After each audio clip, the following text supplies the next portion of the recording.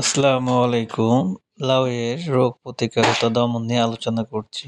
এই যে দেখতে পাচ্ছেন, এটা ছত্রাকের দ্বারা আক্রান্ত এবং ছত্রাক এটাকে যা পচনের পর্যায়ে চলে গেছে। আরেকটি দেখতে পাচ্ছেন, পাতা কোঁকড়ায় গেছে। এটা হচ্ছে শোষক পোকা বা জাপ পোকার জন্য।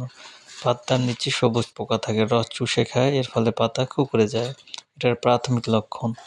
আর পাতা যেটা দেখছেন যে ছত্রাকের জন্য লাউয়ের পাতার এক সাইড শুকায় গেছে, এটা হচ্ছে ছত্রাক দ্বারা অ্যাটাক, এটা প্রাথমিক লক্ষণ। সেক্ষেত্রে এর জন্য স্প্রে দিবেন নুইন, অটোস্টিন, কাফা, সিকিউর, অ্যান্ট্রাকল ১৬ লিটার পানিতে ৩০ গ্রাম হারে। প্রথম স্প্রের পর ৫ থেকে ৭ দিন পর পুনরায় স্প্রে দিবেন।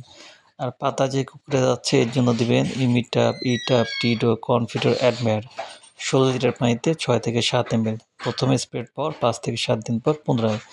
অবশ্যই চিলেটের জিঙ্ক ১৬ লিটার পানিতে ১০ গ্রাম হারে যোগ করে স্প্রে করবেন। ইনশাআল্লাহ ভালো রেজাল্ট।